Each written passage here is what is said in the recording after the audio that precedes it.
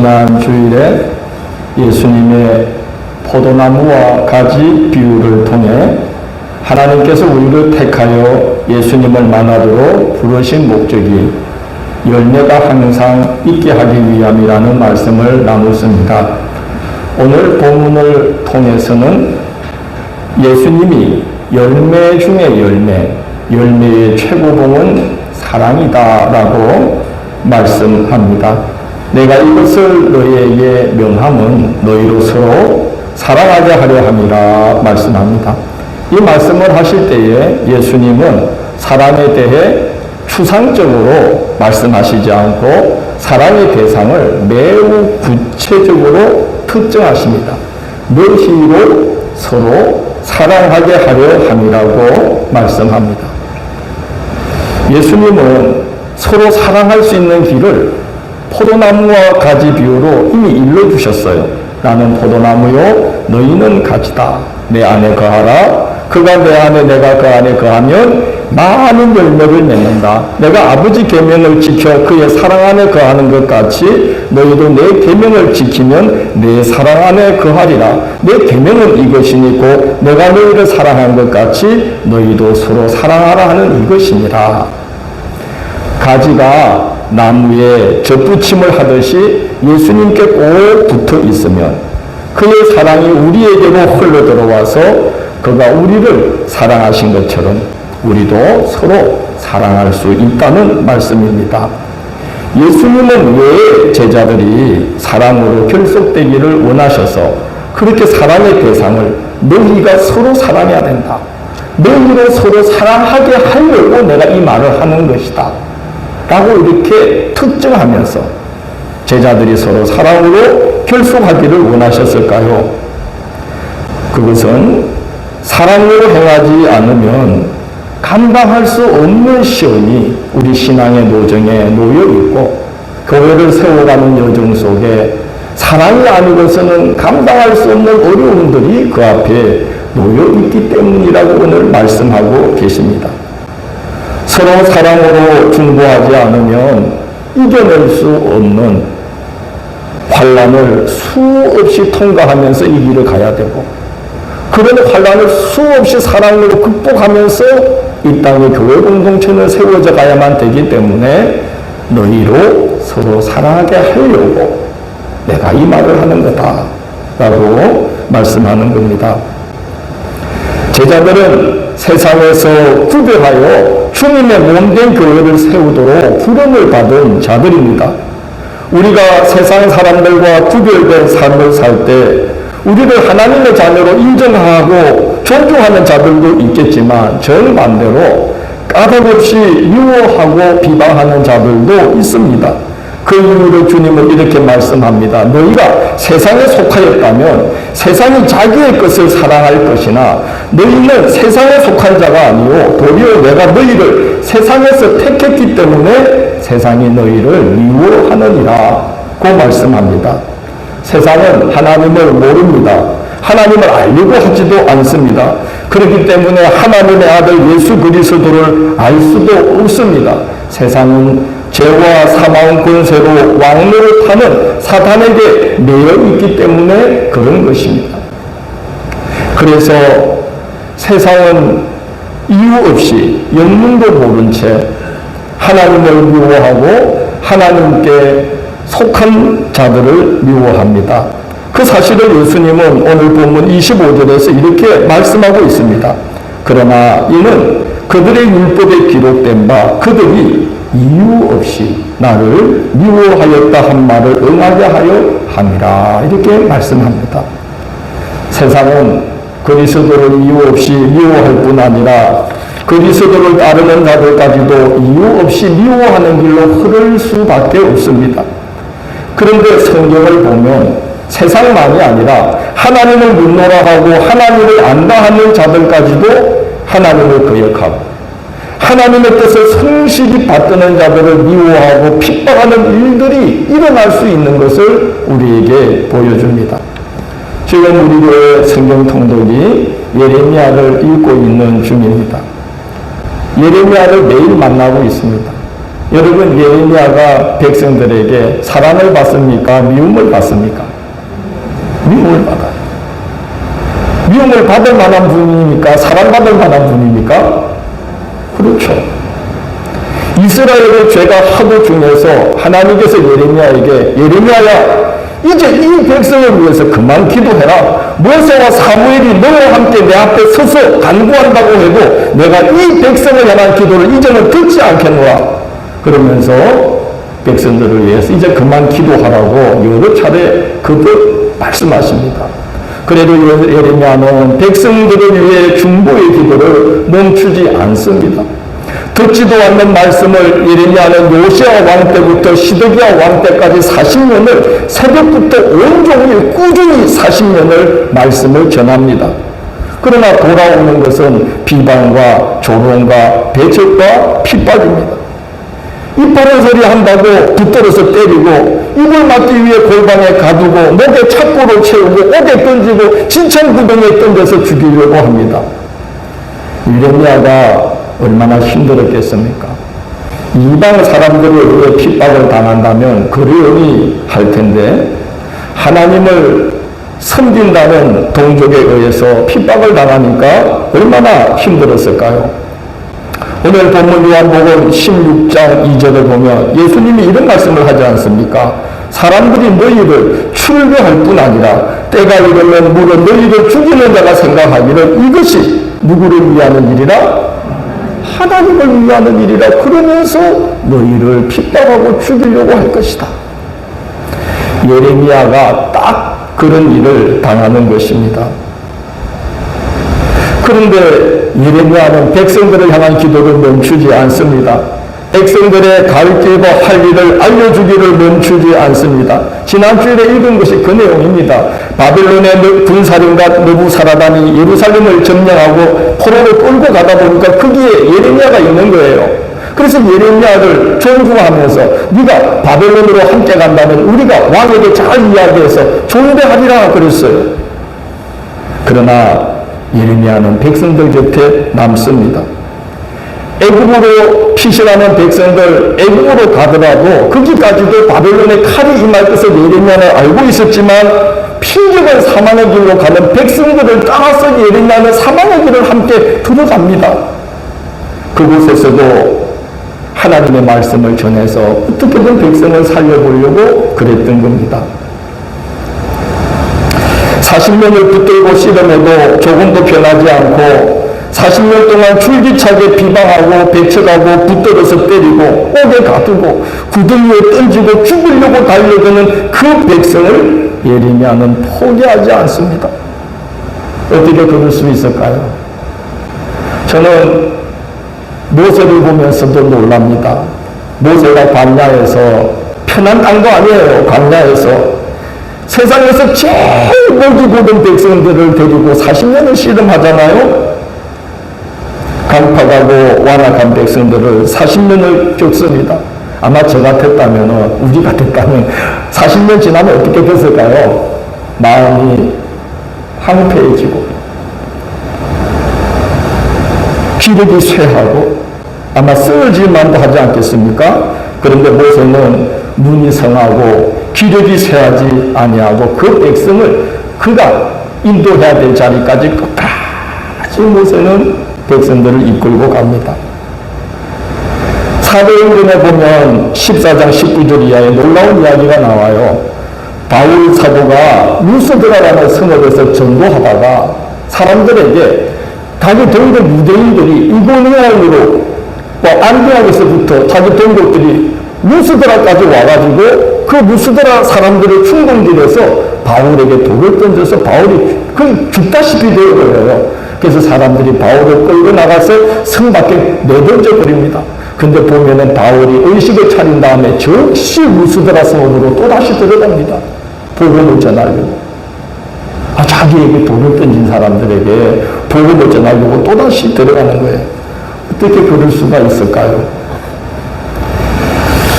그는 하나님의 이름으로 자신에게 자랑무도한 악행을 일삼는 동족들을 늘 안타깝게 여겨서 바울은 늘 가슴에 품고, 주님, 저 이방인들이 열심을 내게 함으로 우리 이 동족들 이스라엘이 시기와 질투가 생겨서라도 열심을 내어 구원받게 해 주십시오. 이 동족을 향한 마음을 늘 간직하고 그들을 위한 기도를 멈추지 않습니다. 어떻게 드릴 수 있을까요? 하나님께서 주신 마음, 하나님의 마음, 사랑으로 행했기 때문에, 그 백성들을 사랑으로 품고 갔기 때문에 그렇게 긴 세월을 예레미야도 모세도 사도 바울도 그 자기를 죽이려고 하는 자들을 위해서 복음을 전하는 일을 멈추지 않을 수 있었다고 생각이 됩니다. 사랑은 부르를 기뻐하지 아니하며 진리와 함께 기뻐하되 모든 것을 참으며 모든 것을 믿으며 모든 것을 바라며 모든 것을 내년에는 딱딱 맞춰봅시다. 사랑은 부르를 기뻐하지 않아요. 그러나 진리대로 행하되 마구하지 않고 모든 것을 참고 모든 것을 믿고 모든 것을 바라고 모든 것을 견디느니라. 내가 마스크 붙으면 내가 어떻게 말했는지 알 텐데, 견디느니라. 우리 인간의 악다구니가 아니라 하나님이 주시는 마음, 사랑이 우리 마음에 홀로 들어올 때 예레미야처럼, 모세처럼, 바울처럼, 우리 예수님처럼 그렇게 사랑으로 미움을 이기고 선으로 악을 이기는 일들이 우리에게 가능해지는 것이죠. 성경에 말하지 않습니까? 너희 안에 이 마음을 품으라고 그리스도 예수의 마음이니 우리가 선을 행하되 낙심하지 아니하면 때가 이르매 반드시 이루리라. 이게 사랑의 마음이에요. 여러분, 그런 성도들, 그런 목회자가 세워져 있는 교회는 얼마나 든든할까요? 제가 그런 목회자가 되기를 기도해 주십시오. 우리가 서로 그런 성도가 되기를 기도합시다. 교회는 주님의 몸이며 우리는 그 몸을 이루는 소중한 지체들입니다. 우리는 하나님을 모르며 하나님을 알려고도 하지 않고 하나님을 없이 누리는 풍조가 만연한 이 세상 속에서 하나님을 섬기며 하나님의 뜻을 받드는 하나님의 가족으로 부름받은 자들입니다. 아무도 하나님을 알려고 하지 않는 이 세상 속에서 우리는 그래도 하나님을 알고 하나님을 섬기고 하나님의 뜻을 받들도록 하나님께서 은혜로 택하여서 불러서 이렇게 하나님의 가족으로 세워주신 자들입니다. 얼마나 귀합니까? 우리는 부대가 가득한 이 세상 속에서 교회를 진리의 기둥과 틀어 세워가도록 부름받은 복음의 병사들입니다. 그래서 성경은 교회와 성도를 향해서 이렇게 부탁합니다. 서로 귀 여니십시오. 서로를 위해 기도하십시오. 몸 가운데에서 분쟁이 없고 오직 여러 지체가 서로 같이 돌보게 하셨습니다. 그리스도 안에서 하나님의 나라의 유업을 이어받을 자를 알고 한 형제와 자매로 여겨주십시오. 그렇게 부탁합니다. 여러분, 사랑으로 많이 어려움을 뚫고 나갈 수 있을 뿐만 아니라 이렇게 목회자와 성도 한 명 한 명이 그런 사랑의 사람으로 세워져서 서로 사랑으로 결속될 때 얼마나 강한 능력이 나타날까요? 예레미야가 요시야 왕으로부터 시드기야 왕까지 죽을 고비를 수없이 넘기면서 40년을 목숨을 부지하고 그가 지치지 않고 끊임없이 말씀을 전할 수 있었던 것, 그의 곁에 사랑으로 중보하며 돕던 서기관 바룩과 구스인 넷이 에벤멜렉 같은 사람이 있었다는 걸 이번에 봤어요. 모세가 기도할 때 그의 손이 내려오지 않도록 옆에서 사랑으로 붙들고 중보했던 사람이 있죠? 누구죠? 아론과 훌. 앞에서 목숨을 걸고 나가서 민족을 위해서 사랑으로 싸운 용사가 있죠? 요수아. 사랑으로 결속하는 그런 능력이 나타나는 거예요. 여러분 바울 사도도 그렇지 않습니까? 바울 사도는요, 바울을 죽이기 전에는 먹지도 마시지 않겠다고 바울을 죽이기로 결심한 바울 암살단 몇 명이? 3명이나 그럴 줄 알았더니 그거 다 아시네. 30명이. 바울 암살단 30명이 바울을 죽이고 바울이 빌립보로 가면 빌립보를 쫓아가요. 바울이 데살로니가로 가면 데살로니가를 쫓아가요. 고린도로 가면 고린도를 쫓아가요. 그런 와중에도 바울은 가는 곳곳마다 그들이 온갖 만행을 일삼는 중에도 안디오, 루스드라, 더베, 이고니온, 빌립보, 데살로니가, 고린도, 에베소 비롯하여서 로마 제국 내에 수많은 교회를 세웠습니다. 어떻게 가능했겠습니까? 그의 곁에 하나님께 속한 자들이 있었고 성령께서 감화하심으로 마음의 감동을 받아 바울과 뜻을 같이하여 그의 사역을 도왔던 디모데, 누디아, 누가, 마가, 브리스길라와 아굴라, 빌레몬, 두디고, 베베, 아리스타고 같은 수십 많은 그 믿음의 사람들, 교회를 위해서 사람으로 충고했던 그 사람으로 교회를 일으키고 섬기고자 했던 사람으로 결속된 성도들이 곳곳 도처 교회마다 세워져 있었기 때문에 가능했던 거예요. 사람으로 결속된 교회가 이렇게 강합니다.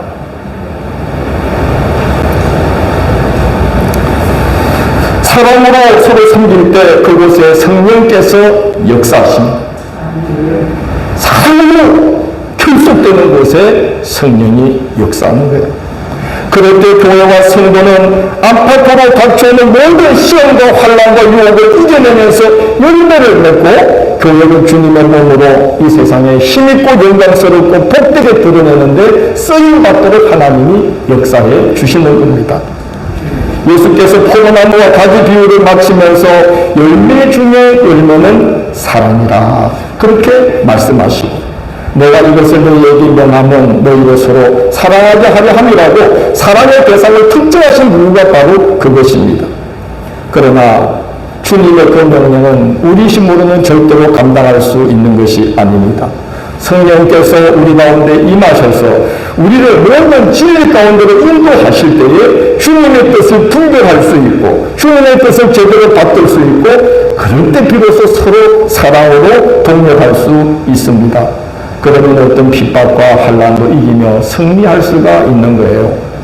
터키에 가보니까 카파도키아라는 지방이 있어요. 터키의 중부에 있어요. 우리로 치자면 한 충주나 청주 정도. 그 카파도키아 지방에 가니까 괴렘이라는 도시가 있어요. 근데 거기는 이제 땅이 산지대예요. 뭐냐면 모래가 굳어서 바위가 된 그런 지대인데 교회가 박해를 만났을 때에 250년간 박해를 당할 때 많은 기독교인들이 박해를 피해서 그 영예로 모여들었어요. 그래서 사람들이 피신해야 되니까 예배를 드릴 수가 없으니까 예배를 드리려고 수직으로 굴을 파기 시작했어요. 그리고 예배 처소를 만들어야 되니까 옆으로 굴을 파서 예배당을 만들었어요. 근데 예배만 드리고 갈 수가 없잖아요. 그죠? 우리 예배 드리고 안 가잖아요. 뭐 하죠? 집에 그냥 갑니까? 뭐 하죠?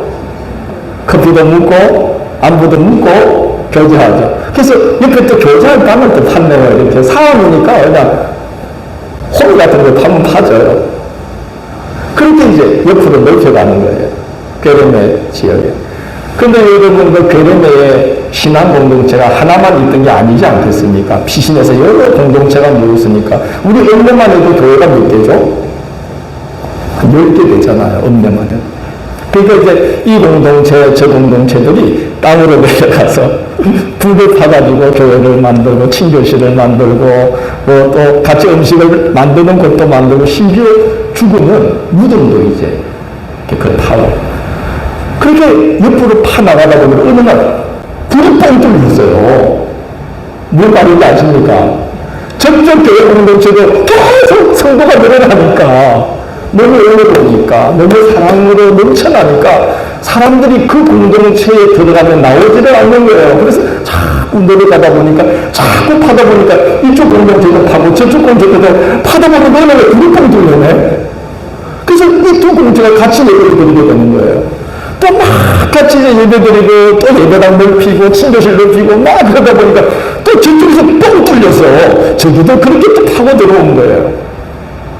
놀라운 것은 박해 시기에 예수 열자도 끝낼 수 없었던 그 250년 동안에 그 터키의 카파도키아 베레메라는 곳은 지하에서 성도들이 엄청난 네트워크를 형성하고 있었다는 거예요. 지하에서. 그리고 마침내 그런 이 교회들이, 로마 제국 내에 수없이 지하에 퍼졌던 교회들이 마침내 지상으로 일어나가지고 로마를 접수했어요. 국교가 되어버린 거예요. 얼마나 여러분 놀랍습니까? 교회 최초의 회의가 있습니다. 이제 박해가 끝난 다음에 니케아 회의라는 것을 지금 터키의 이스탄불 옆에 니케아라는 도시에서 최초의 교회회의를 열게 되었어요. 두 가지 이유 때문입니다. 첫째는 각처에 흩어져 있던 교회들이 동일한 신앙 고백을 유지하고 있는지를 확인할 필요가 있었어요. 그래서 이제 니케아에서 모였어요. 둘째는 박해를 이겨낸 서로의 모습이 보고 싶었던 거예요. 그래서 이제 모였는데 서로 생명부재의 얼굴들인데 서로 보면은 얼싸안고 울면서 하나님께 영광을 돌리지 않을 수가 없었다고 그래요. 왜냐? 하나님 사랑, 예수님 사랑, 교회 사랑을 지키려고 자기들의 신체의 일부를 포기한 이들이 너무나 많았던 거예요. 붙잡혀서 고문당하면서 팔을 잃고 눈을 잃고 다리를 잃고 그런 예수님 사랑, 하나님 사랑, 교회 사랑을 지키려고 몸만 잃어가면서 지켰던 수많은 목회자와 성도들이 니케아에 모인 거예요. 회의를 하지 않고 눈물바다가 되었다고 그래요.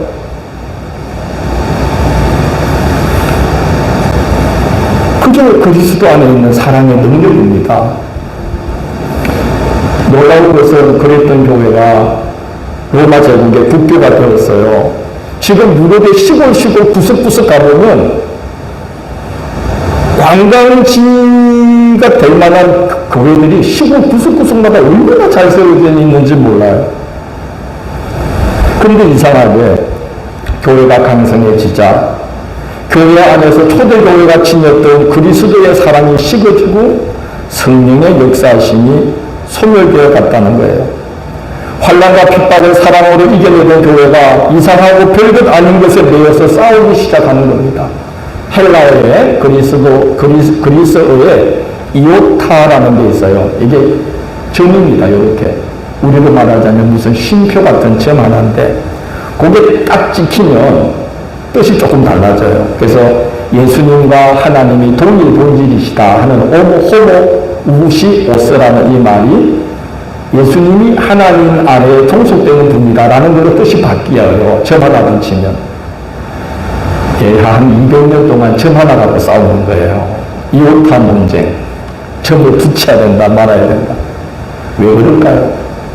뭘 잃어버렸습니까? 사랑을 잃어버립니다. 성령이 소멸되니까, 성령이 진리 가운데로 인도해 주시지 않으니까 별거 아닌 거 가지고 싸우는 거예요. 그 싸움이 끝나고 또 싸웁니다. 성직자들의 성을, 가운을 예수님의 피를 상징하는 빨간색으로 해야 된다. 아니다. 거룩함과 성결을 뜻하는 흰색으로 해야 된다. 여러분 어떤 색으로 할까요? 문제가 됩니까? 안 됩니까? 전혀 문제될 거 없어요. 빨간색 해도 되고 하얀색 해도 되고 안 입어도 돼요. 저 지금 양복 입고 있잖아요. 그걸 가지고 또 한 100년을 싸워요. 끝났습니다. 또 뭘로 싸우느냐? 옛날에는 교회 들어올 때 성수가 있었어요. 손도 씻고 또 들어오면 그 성수로 예배 중에 뿌려요. 그 성수에 파리가 빠졌어요. 자, 파리가 빠졌으니 그 성수는 부정해졌다. 아니다. 파리가 성수에 빠졌으니 파리가 거룩해졌다. 그래서 성수를 사용해도 문제가 없다. 자, 어떻게 얻는 거 맞죠? 다리가 거룩해진 걸까요? 성수가 더러워진 걸까요? 이렇든 저렇든 아무 상관없어요. 우리 지금 성수 안 쓰고도 얼마나 복을 받습니까? 그걸 가지고 100년 넘게 싸워요. 그렇게 중세교회는 그렇게 힘을 가졌던 때에 생명을 걸지 않아도 될 문제에 생명을 걸고 싸우고 목숨 걸고 싸우다가 중세시대는 교회가 가장 강성했던 그때 영적 암흑기로 역사에 오명을 남기면서 중세시대가 끝나고 말았습니다.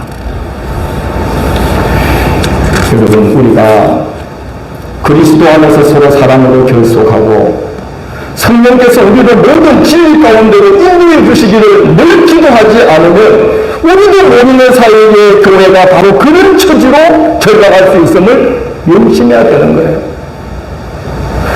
우리가 서로 사랑으로 결속하고 서로 사랑으로 품고 서로 사랑으로 기도해주고 그것을 나의 마음을 아프게 할지라도 모세처럼 예레미야처럼 바울처럼 그 영혼을 품고 끝까지 기도해주지 않으면 우리 자신들도 악을 상대하다가 악해져 버리고 미련한 자를 상대하다가 미련해져 버리고 그래서 목숨을 걸어야 될 일에는 목숨을 걸지 않고 목숨 걸지 않아도 되는 일에 목숨을 걸면서 이 귀한 삶을 다 낭비해버리는 경우 교회의 에너지를 다 낭비해버리는 경우가 얼마나 많은지 모릅니다. 오늘날 한국교회의 문제는 건물이 부족해서가 아니잖아요. 오늘날 한국교회 문제가 사람이 부족해서가 아니잖아요. 오늘 한국교회 문제가 뭐 물질이 부족해서가 아니잖아요. 우리 교회만 해도 봐요. 구석구석마다 에어컨이 있어요. 우리 작은 시골교회 피아노가 몇 대 있어요. 한국교회가 얼마나 부유합니까? 문제가 어디 있습니까? 사랑에 결핍이 있지 않겠어요?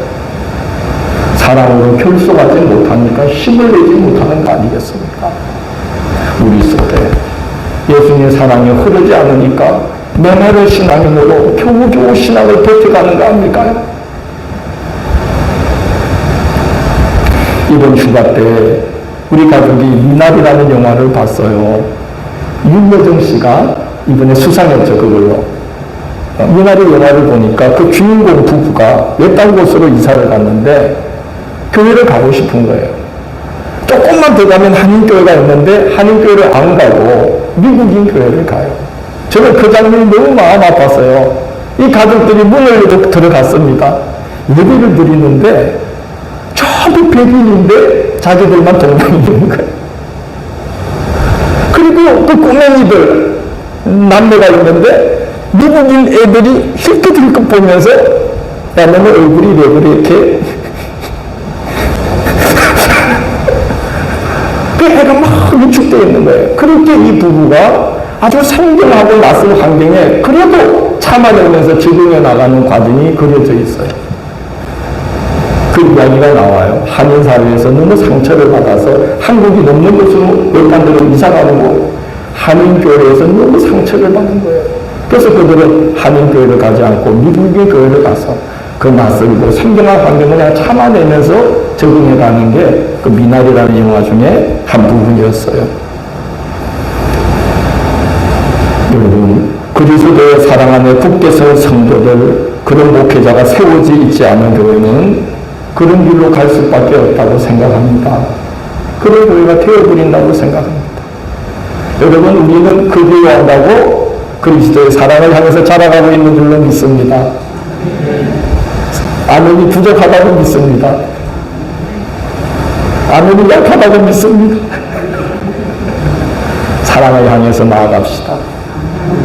사랑을 향해서 자라갑시다. 거기에 교회의 능력이 있습니다. 거기에 그리스도인의 능력이 나타납니다. 오늘 보는 15장 26절을 보면 예수님이 이렇게 말씀하셔요. 내가 아버지께로부터 너희에게 돈을 보혜사고 아버지께로부터 나오시는 진리의 성령이 오실 때에 그가 나를 증언하실 것이요 그랬습니다. 성령이 우리 가운데 임해야만 진리 가운데로 우리를 인도하시면서 우리가 뭘 붙들고 씨름해야 되는지를 밝히 알게 해주시는 거예요. 사랑으로 살 수 있는 마음을 주신다는 거예요.